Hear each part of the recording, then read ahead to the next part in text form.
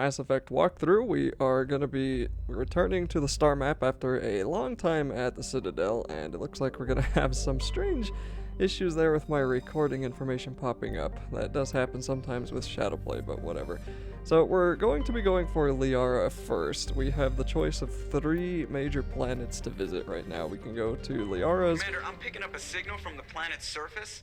It looks like an automated distress beacon. Or we can go to Novaria or the 3rd one.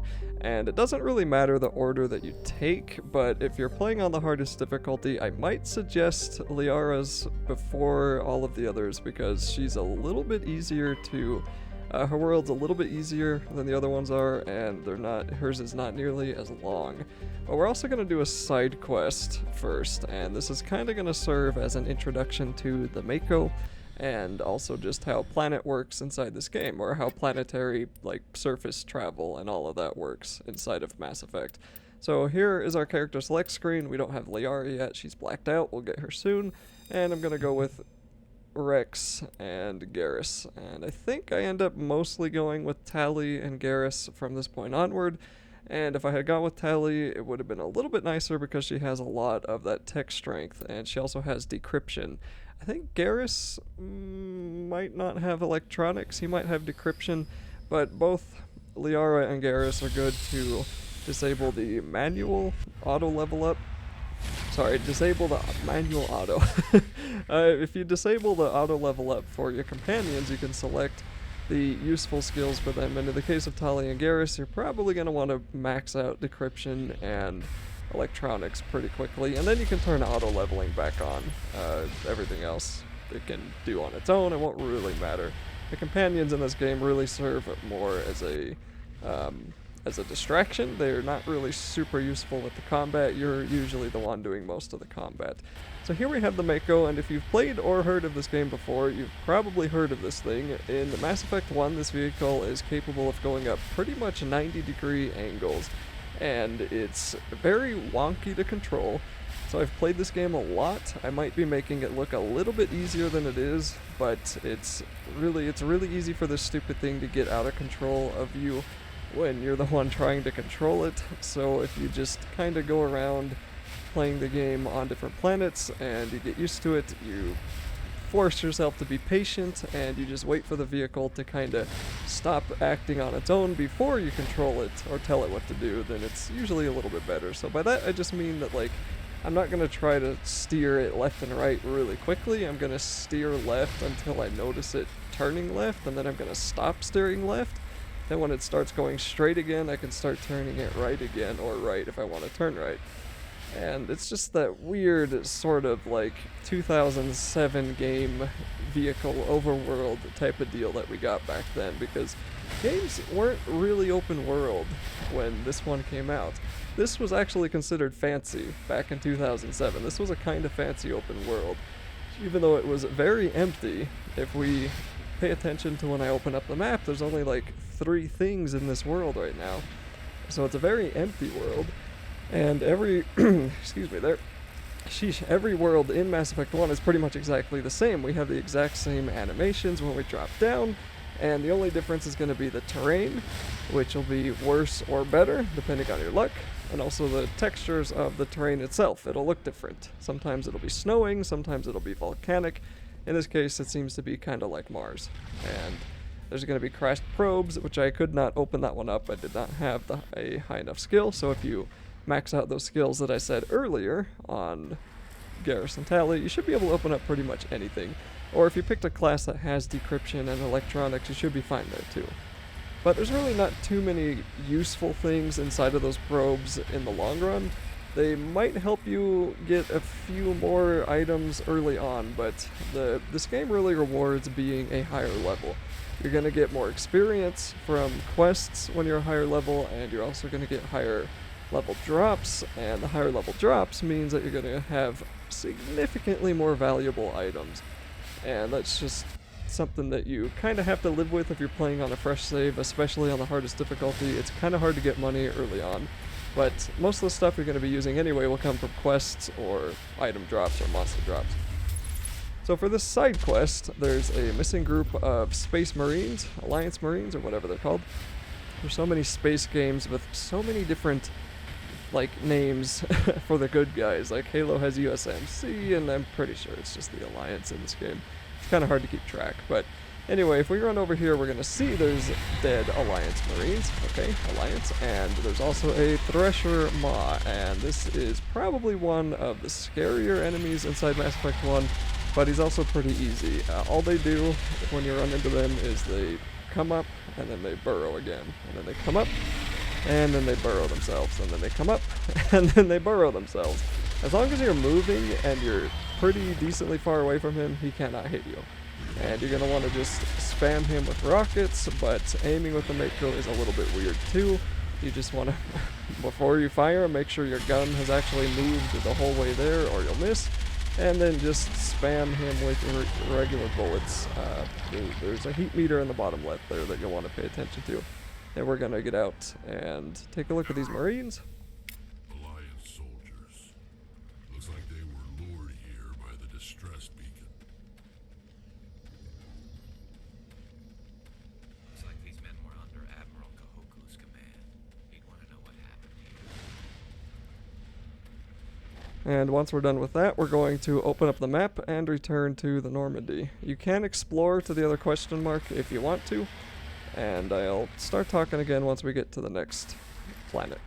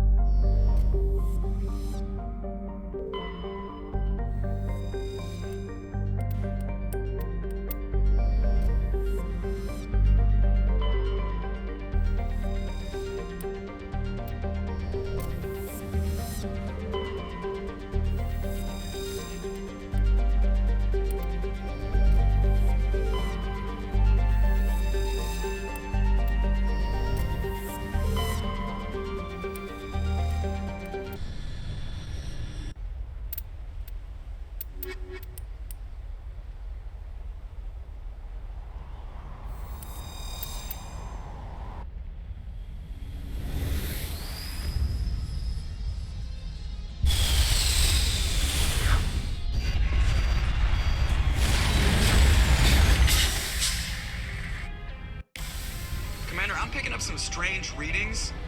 Really strange, like off the damn charts. It looks like it's coming from an underground complex a few clicks away from the drop zone. Now that we've landed, we can begin our search for Liara. Now, unlike the previous planet and pretty much all the side quest planets, anytime you're on a planet that is for the story, for the main story, it's going to be pretty linear. It'll be pretty much impossible to get lost. And right here we're just going to follow this volcanic rock right next to the lava until we get to enemies, and then we're going to shoot the enemies and repeat that until we have to get out of the Mako. So there's going to be some cool pipes here, kind of giving you the illusion that something's going on in the background, and making you wonder kind of what's, what the point of all of this place that we're going to is at. So as I said at the beginning of the video, I chose Liara first over Noveria and Pharos because that way we'll have all of the companions in the game, and Liara is just probably one of the best characters ever created in any kind of media ever, so I just like having her around, even though she's not going to be my companion in any of the games in my walkthroughs, because I've already played with her a trillion times. And we're gonna get a Geth dropship acting kind of like the Halo Phantoms, and it's gonna be dropping off these Geth Colossus, or whatever the heck they're called. But there's two kinds of them. There's these ones, and then there's another kind that look exactly the same, but they're a little bigger and they're white, and they're a little bit scarier, but not really too big of a deal. You just stay back and shoot them, and so especially on modern hardware, I mean, there's pretty much no reason I can think of that you wouldn't be able to see them from across the map anymore. When this game came out, draw distance was a thing for this game. Even on the Xbox, I don't think you could be super far away and hit them successfully. I think you had to get somewhat close by, but especially if you played on PC, even back then, you could just see them from across the map. But I don't really remember. I played this game on the Xbox 360 once or twice. I don't remember how far away you could shoot things, so maybe that never mattered. But the point is, the Mako is incredibly accurate,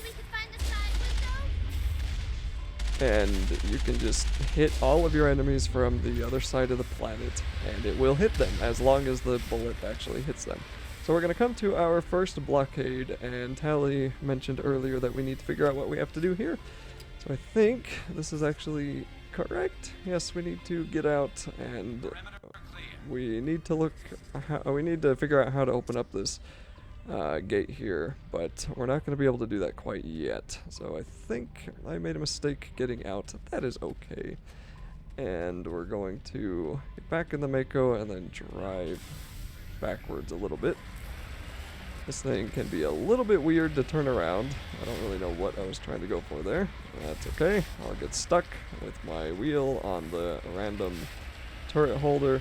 And we're going to come back, and I'm going to get flipped up because that's just how the Mako is. And here we go. This is where we wanted to go.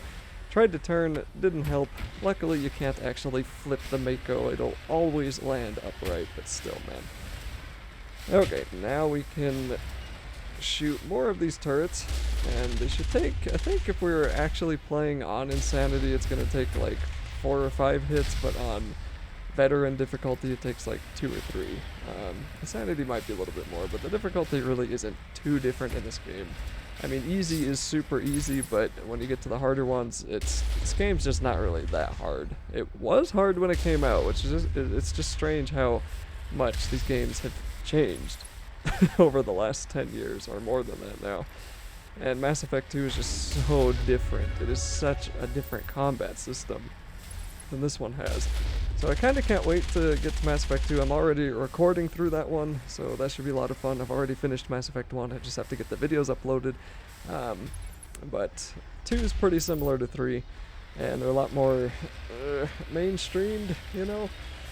If that makes sense. They were just made more for the mainstream and less for the RPG hardcore types. Not that this game is hardcore, but someone knows what I mean when I say that. Okay, it was like some discussion when Mass Effect 2 came out. One of the criticisms was that it was less RPG than 1. But I think most people would probably say 2 is a lot better than 1. Once we are finally inside of this camp, though, we will want to open up these barricades, and there's usually going to be a Geth or 2 inside of these little garages, and we're just going to kill the Geth and then decrypt anything that we might want to open up, and then open up the gate. And I think that was the gate we had to open. Think we got him, Commander. But just because I like to be somewhat complete, I'm going to go over, clear that other Geth out, just for the experience more than anything else, and open up that gate too, just in case for some reason if you wanted to run back, you would be able to. And once we open up that gate, we're going to start heading in the right direction, and I will continue on in the next video.